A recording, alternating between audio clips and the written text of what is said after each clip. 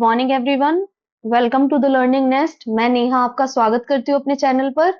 Hope आप सब अच्छे होंगे। आज की क्लास में हम नेक्स्ट टॉपिक स्टार्ट करते हैं, that is accounting principles, concepts and conventions. I hope आज की क्लास में आपको मजा आएगा। तो बिना किसी डिले के आज की क्लास को हम स्टार्ट करते हैं। सबसे पहले हम पढ़ेंगे कि अकाउंटिंग प्रिंसिपल्स हैं क्या और क्यों नीड पड़ी हमें इनके अकाउंटिंग प्रिंसिपल्स की। देखो क्या होता है, जैसे हमने कल की क्लास में अकाउंटिंग के बारे में पढ़ा था कि अकाउंटिंग का मतलब होता है सिस्टमेटिक तरीके से रिकॉर्डिंग करना, किसकी ट्रांजैक्शंस की, और कौन से ट्रांजैक्शंस की, फाइनेंशियल ट्रांजैक्शंस की। अब लेट सपोज अगर कोई प्रिंसिपल्स, रूल, गाइडलाइंस ना हो तो हर बिजनेस क्या करेगा? हर एक बिजनेसमैन अपने अकॉर्डिंग अपनी बुक्स को मेंटेन करेगा। कोई सिस्टमेटिक रूल्स नहीं होंगे। तो क्या ईयर एंड पर हम एक बिजनेस का दूसरे बिजनेस से कंपैरिजन कर पाएंगे? क्या वो जो रिजल्ट बिजनेस देगा वो एक्यूरेट होंगे? क्या वो जो रिकॉर्ड्स होंगे वो फेयर होंगे? नहीं, इन सब का आंसर है बिल्कुल नो। क्यों? क्योंकि अकाउंटिंग प्रिंसिपल्स के बिना, उनकी एब्सेंस में हर एक बिजनेसमैन अपने अपने रूल्स को बनाएगा, अपने अपने रूल्स को फॉलो करेगा। तो एक स्टैंडर्ड रूल्स की एब्सेंस में जो अकाउंट्स बनेंगे वो कंप्लीटली इनएक्यूरेट होंगे। जो रिजल्ट्स दिखाएंगे वो फेयर ट्रू नहीं होगा, और जो उससे फाइनेंशियल पोजीशन या प्रॉफिटेबिलिटी निकल कर आएगी वो भी एज सच एक्यूरेट नहीं होगी। इसीलिए हमें किसकी जरूरत पड़ी? इसीलिए हमें अकाउंटिंग प्रिंसिपल्स की जरूरत पड़ी। एक और एग्जांपल लेते हैं, जैसे स्कूल्स में क्या होता है, अगर स्कूल्स में रूल्स ना हो तो हर स्टूडेंट अपनी मर्जी से जाएगा, अपनी मर्जी से आएगा। टीचर अपनी मर्जी से क्लासेस लेंगे, अपनी मर्जी से छोड़ देंगे। टेस्ट कभी कुछ होगा, कभी कुछ नहीं होगा। तो क्या एक सिस्टमेटिक तरीके से हम बच्चे की लर्निंग को एंश्योर कर पाएंगे? नहीं कर पाएंगे, बिल्कुल भी नहीं कर पाएंगे। तो सेम एज, जैसे वहां पर स्कूल्स में रूल्स की जरूरत है, रूल्स, रेगुलेशंस, नॉर्म्स की, कोड्स की जरूरत है, सेम एज बिजनेस में भी, ताकि हमारा जो रिजल्ट है बिल्कुल ट्रू एंड फेयर दिख सके, वो फाइनेंशियल पोजीशन बिल्कुल एक्यूरेट निकले, ताकि हम अपने रिजल्ट्स को कंपेयर कर सके अपने आप से भी, जिसे हम इंट्रा कंपैरिजन बोलते हैं, और किसी दूसरे बिजनेस से भी, जिसे हम इंटर कंपैरिजन बोलते हैं। तो इसीलिए हमें किसकी नीड्स पड़ी? अकाउंटिंग प्रिंसिपल्स की। अब बात आती है कि अकाउंटिंग प्रिंसिपल्स होते क्या हैं। अकाउंटिंग प्रिंसिपल्स होते हैं कुछ रूल्स, कुछ गाइडलाइंस, जो किस लिए हम यूज करते हैं? रिकॉर्डिंग के लिए, क्लासिफिकेशन के लिए, और जब हम लास्ट में कम्युनिकेशन के टाइम पर फाइनेंशियल रिपोर्टिंग बनाते हैं उनके लिए। क्यों यूज करते हैं? ताकि हमारे जो रिजल्ट्स हैं वो कंसिस्टेंट हो और एक्यूरेट हो। आई होप क्लियर होगा अकाउंटिंग प्रिंसिपल्स का मीनिंग। क्या होते हैं अकाउंटिंग प्रिंसिपल्स? रूल्स और गाइडलाइंस होते हैं जो हमें प्रॉपर रिकॉर्डिंग करने में, बुक्स को मेंटेन करने में और अपनी फाइनेंशियल रिपोर्टिंग को फ्रेम करने में क्या करते हैं? हेल्प करते हैं, ताकि हमारे रिजल्ट्स क्या हो? कंसिस्टेंट और एक्यूरेट हो। मैंने यहाँ पर एक डेफिनेशन भी मेंशन की है। Accounting principles are the accepted rules and concepts that guide the preparation and presentation of financial statements। कि अकाउंटिंग प्रिंसिपल्स क्या होते हैं? वो सब रूल्स होते हैं जो गाइड करते हैं किनको? अकाउंटेंट्स को, जो बुक्स मेंटेन कर रहे हैं, ताकि वो एक प्रॉपर मैनर में बुक की प्रिपरेशन कर सके और फाइनेंशियल रिपोर्टिंग की सही तरीके से प्रेजेंटेशन कर सके। आई होप आपको समझ आया होगा कि अकाउंटिंग प्रिंसिपल्स क्या होते हैं। रूल्स और गाइडलाइंस होते हैं जो प्रॉपर रिकॉर्डिंग करने में और कंसिस्टेंट रिपोर्टिंग फ्रेम करने में हमारी क्या करती हैं? हेल्प करती हैं। तो चलिए अगली स्लाइड में हम पढ़ते हैं कि क्या करेक्टरिस्टिक्स हैं किसकी? गैप। गैप की क्या फुल फॉर्म है? इंपॉर्टेंट है गैप की full form examination point of view से। Generally accepted accounting principles. क्या फुल फॉर्म है गैप की? Generally accepted accounting principles. अब इसकी फीचर्स आती है क्या? फर्स्ट आता है मैन मेड रूल्स। ये जो अकाउंटिंग प्रिंसिपल्स हैं, अकाउंटिंग रूल्स हैं, वो क्या है? मैन मेड है। मैन मेड का क्या मतलब है? जो अकाउंटेंट्स हैं उन्होंने अपने ईयर्स ऑफ एक्सपीरियंस के बाद क्या किया है? इनको फ्रेम किया है। जो भी उन्होंने पर्सनलाइज एक्सपीरियंस किया सिचुएशंस में, जो भी उन्होंने प्रैक्टिस की, उन सब के थ्रू क्या किया है? उन्होंने फ्रेम किया है। तो टोटली क्या है? मैन मेड है। प्लस इसमें ना रिजिडिटी का एलिमेंट नहीं है कि जो बोल दिया गया वही होगा। जैसे कार्बन डाइऑक्साइड CO2 है, कि CO2 है, ऑक्सीजन और O2 है। तो वो क्या है? एक साइंटिफिक है कि इतने ही मॉलिक्यूल्स होंगे, ऑक्सीजन के 2, कार्बन का 1, ऑक्सीजन के 2। बट यहाँ पर क्या है? जो अकाउंटिंग प्रिंसिपल्स है वो मैन मेड है। आप उन्हें अकॉर्डिंग टू सर्कमस्टांसिस क्या कर सकते हो? चेंज कर सकते हो। इनमें जो है डायनिमिकली, वहां मैंने लिखा हुआ दे इवॉल्व डायनिमिकली विद टाइम, कि इनमें ना टाइम के साथ, सर्कमस्टांसिस के साथ, सिनेरियोस के साथ चेंजेस पॉसिबल हैं। तो ये मैन मेड है, प्लस इसमें फ्लेक्सिबिलिटी का एलिमेंट है। नेक्स्ट आता है यूनिफॉर्म एंड कंसिस्टेंट। ये ऐसी गाइडलाइंस है जो ना सबके लिए यूनिफॉर्म है। ऐसा नहीं है कि मेरे लिए किसी प्रिंसिपल की डेफिनेशन कुछ और है, किसी और बिजनेस ऑर्गेनाइजेशन के लिए उसी प्रिंसिपल की डेफिनेशन कुछ और है। नहीं, सब जो प्रिंसिपल्स दिए गए हैं, अकाउंटिंग कॉन्सेप्ट्स दिए गए हैं, वो एक यूनिफॉर्म गाइडलाइंस है। उनका जो मीनिंग है वो यूनिवर्सल है, वो हर एक कंपनी के लिए, हर एक फर्म के लिए सेम है, और उन्हें उसी जो डायरेक्शन है उसी को यूज करते हुए फॉलो करना पड़ता है। नेक्स्ट आता है objective and verifiable. Objective and verifiable का मतलब है कि जब आप ट्रांजैक्शंस रिकॉर्ड कर रहे हो as per by accounting principle, आपको ना मतलब वेरीफाइबल होनी चाहिए। अब वेरीफाइबल कैसे होगी? जब आप प्रॉपर एविडेंसेस के साथ उनको रिकॉर्ड करोगे। हम एक चैप्टर भी पढ़ेंगे इनवॉइसेस का, जिसमें हम सारे बिल्स वगैरह के बारे में डिस्कस करेंगे, वाउचर्स के बारे में डिस्कस करेंगे। तो एक चैप्टर भी आता है हमारे पास वाउचर्स के नाम से। तो अकाउंटिंग जो प्रिंसिपल्स हैं वो वेरीफाइबल होने चाहिए, मतलब जितनी भी आप ट्रांजेक्शन्स कर रहे हो वो ये बोलता है आपके पास उनका प्रूफ होना चाहिए। आप बिना प्रूफ कोई भी रिकॉर्डिंग नहीं कर सकते।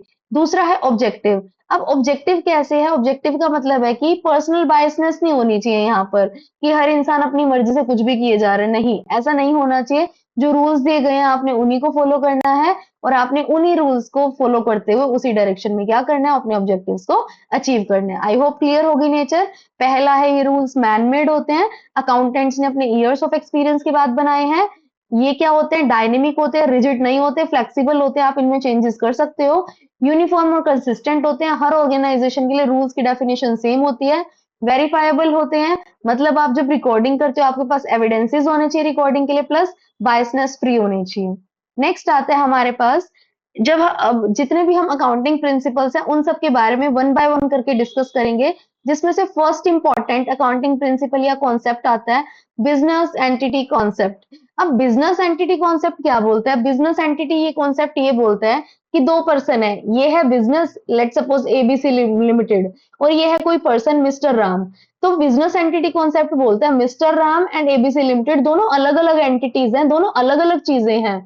ना तो मिस्टर राम एबीसी लिमिटेड है, ना ही एबीसी लिमिटेड मिस्टर राम है।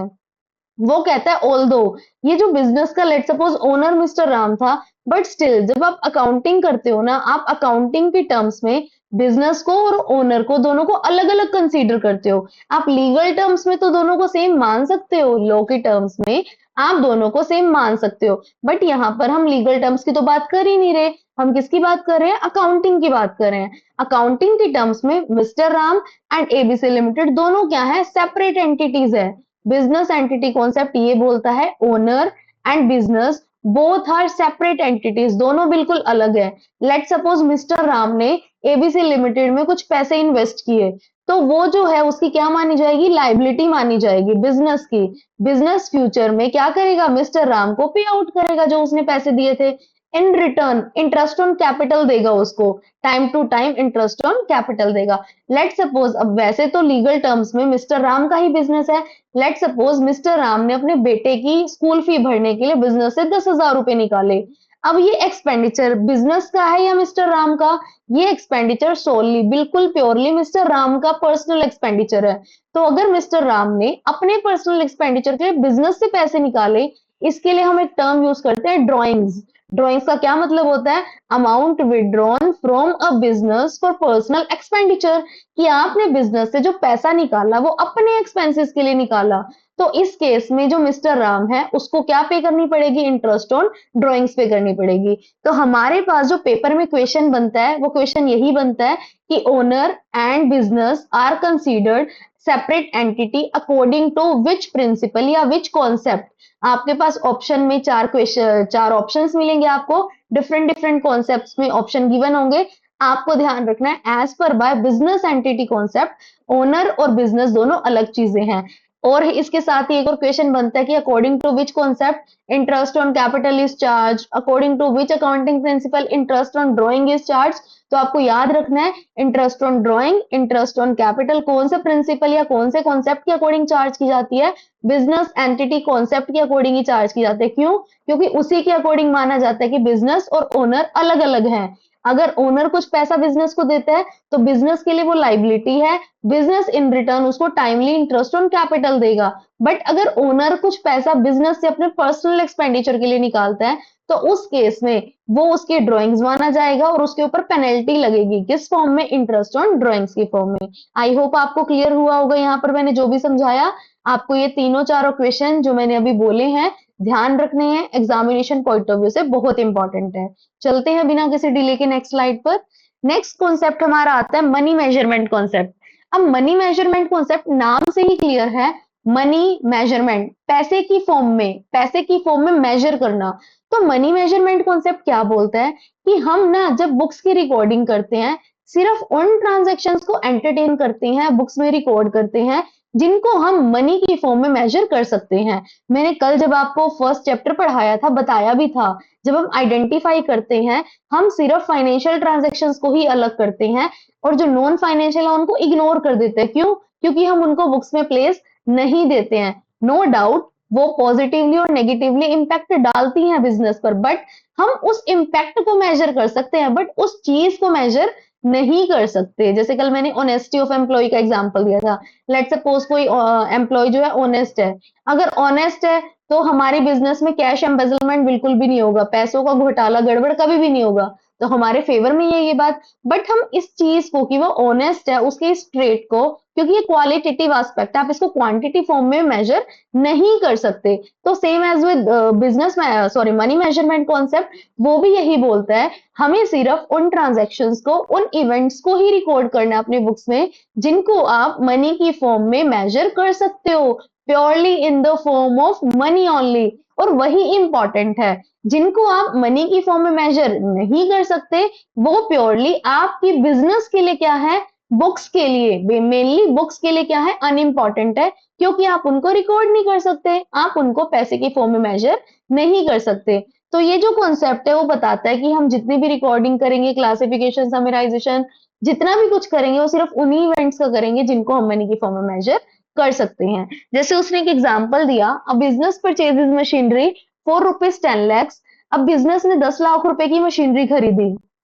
अब इस ट्रांजैक्शन में जो प्योरली एक्सचेंज हुआ मशीनरी के बदले वो पैसों का हुआ, चाहे वो कैश की फॉर्म में था, चाहे वो चेक की फॉर्म में था, चाहे वो क्रेडिट ट्रांजैक्शन थी, बट पैसे तो थे ना इन्वॉल्व। तो आप इस ट्रांजैक्शन को बिल्कुल 100% बुक्स में रिकॉर्ड कर सकते हो, क्योंकि यहाँ पर मनी का लेन देन हुआ, पैसे का लेन देन हुआ। नेक्स्ट एक और एग्जांपल उठाते हैं हम, a business hires an honest and skilled manager. अब किसी पर्सन ने किसी ऑनेस्ट और स्किल्ड पर्सन को हायर किया, this is not recorded in the books, ये रिकॉर्ड नहीं होगा, because honesty and skill can't be measured in monetary terms. बिल्कुल हम किसी पर्सन की ऑनेस्टी को, लॉयलिटी को, स्किल को मनी की फॉर्म में मेजर नहीं कर सकते। नो डाउट इससे बिजनेस को फायदा होगा, फायदा मेजर हो सकता है, बट उस ट्रेड को मेजर नहीं कर सकते। तो क्या हम उसकी ऑनेस्टी को, उसकी स्किल्स को रिकॉर्ड करेंगे? नहीं करेंगे। तो आई होप क्लियर होगा मनी मेजरमेंट कॉन्सेप्ट, कि सिर्फ उन ट्रांजेक्शन्स को हम बुक्स में प्लेस देंगे, रिकॉर्ड करेंगे जिनको हम मनी की फॉर्म में मेजर कर सकते हैं। बिल्कुल स्ट्रेट फॉरवर्ड क्वेश्चन बनता है, the transactions recorded in the books according to which accounting concept. तो आप लिखोगे according to the money measurement concept. Next आता है हमारे पास going concern concept. Going concern concept क्या बोलता है? गोइंग कंसर्न, गोइंग मतलब चलते जाना, आप चल रहे हो। देखो एक एग्जांपल उठाओ, जब कोई पर्सन एक बिजनेस स्टार्ट करता है तो उसका जो थॉट होता है माइंड में वो क्या होता है कि मैं इस बिजनेस को लंबे टाइम तक लेकर चलूंगा। कभी ये तो नहीं सोचता कि मैं आज बिजनेस को स्टार्ट कर रहा हूँ और अगले महीने तो मैं इसको बंद ही कर दूंगा या अगले साल तो मैं इसको बंद ही कर दूंगा। नो, जब भी कोई बिजनेसमैन कोई बिजनेस को स्टार्ट करता है उसके माइंड में एक पॉजिटिव ऑप्टिमिस्टिक अप्रोच होती है कि मेरा जो बिजनेस है अनकाउंटेबल नंबर ऑफ ईयर्स के लिए क्या करेगा, चलेगा। तो गोइंग कंसर्न कॉन्सेप्ट यही बोलता है कि business will continue to operate for an foreseeable future and is not expected to close down. कि वो ये मानकर चलता है कि बिजनेस लंबे टाइम तक चलता जाएगा, वो आने वाले टाइम में अपने ऑपरेशंस को क्लोज डाउन नहीं करेगा। इसी कॉन्सेप्ट को ध्यान में रखते हुए जब हम एसेट्स को परचेज करते हैं, हम एसेट्स को हमेशा किस पर रिकॉर्ड करते हैं? उनकी बुक वैल्यू पर रिकॉर्ड करते हैं। कभी भी हम एसेट्स को मार्केट वैल्यू पर रिकॉर्ड नहीं करते हैं। क्यों रिकॉर्ड नहीं करते? क्योंकि हम यही मानकर चलते हैं हमारा बिजनेस लंबे टाइम तक चलेगा। जैसे फॉर एग्जांपल मैंने एक मशीनरी खरीदी और मैंने उसकी एक एक्सपेक्टेड लाइफ अज्यूम की कि ये मशीनरी मुझे 10 ईयर्स के लिए बेनिफिट देगी। तो मैं क्या करूंगी? At the end of every year depreciation लगाऊंगी उस एसेट पर। डेप्रिसिएशन अकाउंट बनाऊंगी, मशीनरी अकाउंट बनाऊंगी, डेप्रिसिएशन को P&L के डेबिट में लेकर जाऊंगी ताकि मैं राइट ऑफ कर सकूं और 10 ईयर्स के बाद मेरे पास उतना पैसा इकट्ठा हो जाए कि मैं उस मशीनरी को क्या कर सकूं? रिप्लेस कर सकूं।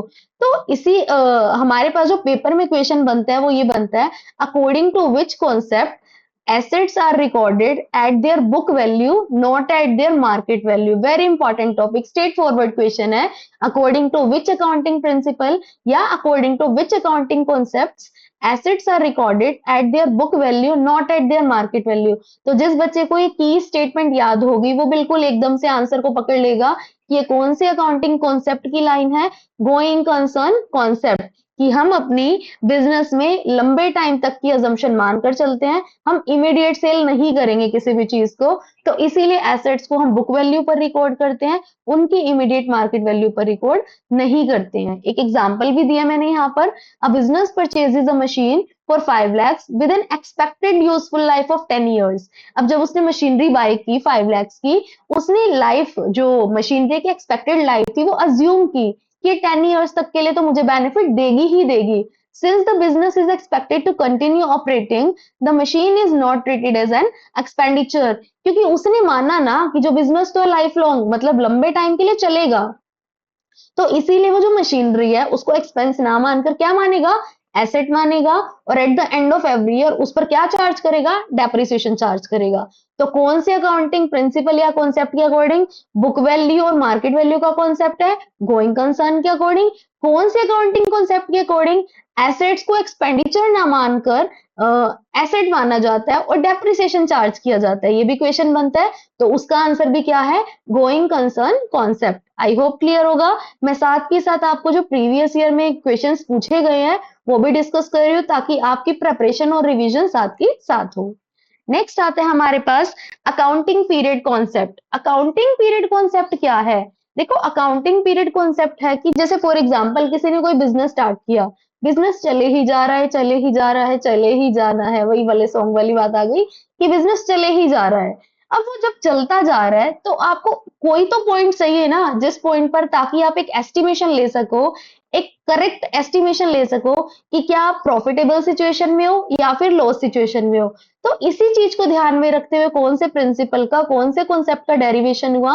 अकाउंटिंग पीरियड कॉन्सेप्ट, कि at the end of accounting period, और अकाउंटिंग पीरियड हमारा कहां से कहां तक होता है? 1 अप्रैल से स्टार्ट होता है और नेक्स्ट ईयर की 31 मार्च को क्या हो जाता है? खत्म हो जाता है। तो 1 अप्रैल से लेकर 31 मार्च तक पूरे 12 महीनों के दौरान जितनी भी ट्रांजेक्शन है वो बिजनेस में रिकॉर्ड की जाती है। At the end financial statement prepare कर प्रॉफिटेबिलिटी और फाइनेंशियल पोजीशन का पता लगाया जाता है।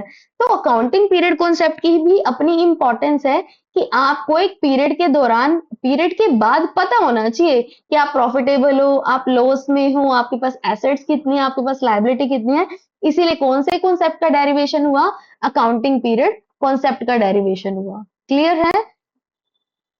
इसके बाद हम नेक्स्ट प्रिंसिपल की बात करते हैं। नेक्स्ट कॉन्सेप्ट आता है हमारा historical concept, historical cost concept.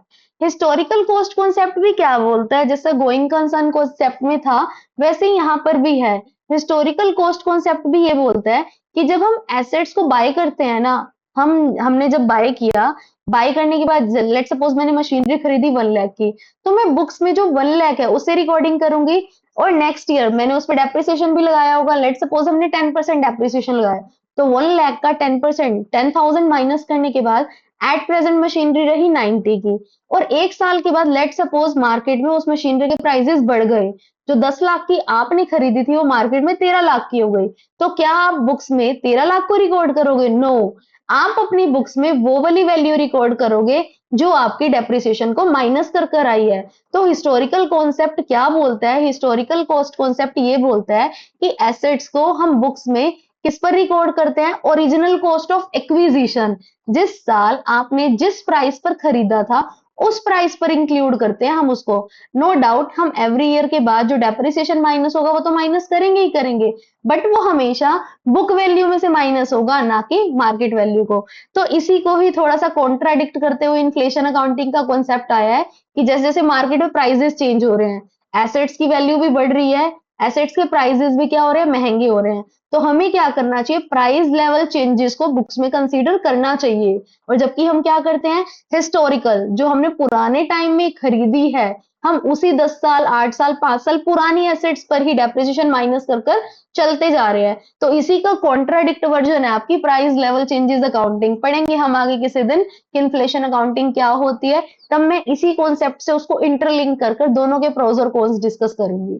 फिलहाल यहाँ पर हिस्टोरिकल कॉस्ट कॉन्सेप्ट है, तो आपके पास डायरेक्ट क्वेश्चन बनेगा according to which concept assets are या फिर accounting records are based on historical cost rather than current market value. यहाँ पर जो ये लाइन लिखी गई है सेम क्वेश्चन बनेगा, तो आपको ध्यान रखना है कि किसके अकॉर्डिंग है, हिस्टोरिकल कॉस्ट कॉन्सेप्ट के अकॉर्डिंग है।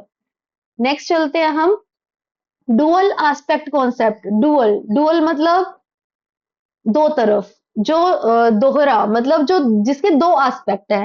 तो ये कॉन्सेप्ट क्या मानता है, ये कॉन्सेप्ट ये मानता है कि बिजनेस में जितनी भी ट्रांजैक्शन होती है ना, वो कम से कम दो अकाउंट को तो अफेक्ट करती ही करती है।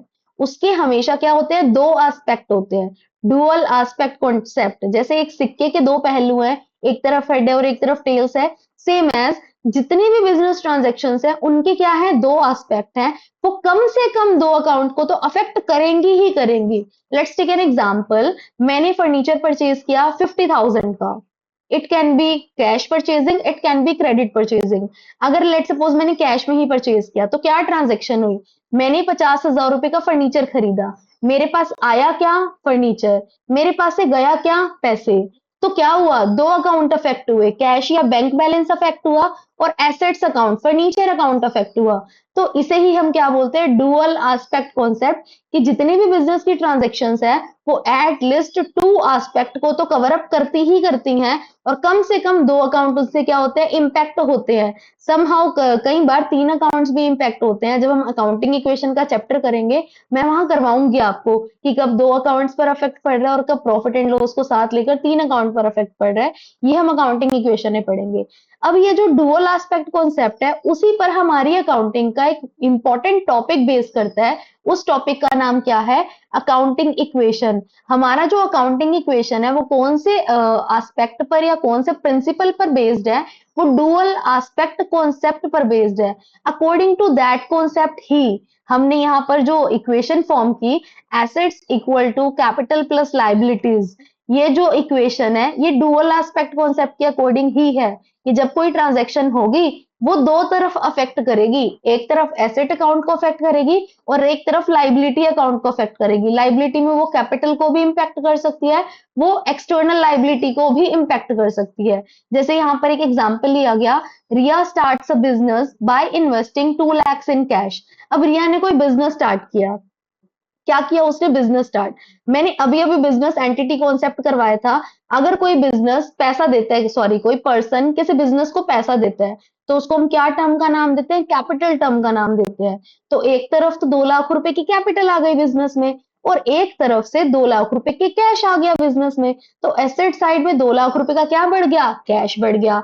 लाइबिलिटी साइड में 2 लाख रुपए की क्या बढ़ गई, कैपिटल बढ़ गई। तो 2 lakhs इक्वल टू 2 lakhs दोनों तरफ क्या हो गया, इक्वल बैलेंस हो गया। तो डुअल एस्पेक्ट कॉन्सेप्ट यही बोलता है कि जितने भी बिजनेस ट्रांजेक्शन है उनके दो एस्पेक्ट है, वो कम से कम तीन अकाउंट, सॉरी कम से कम दो अकाउंट को तो इंपैक्ट करती ही करती है।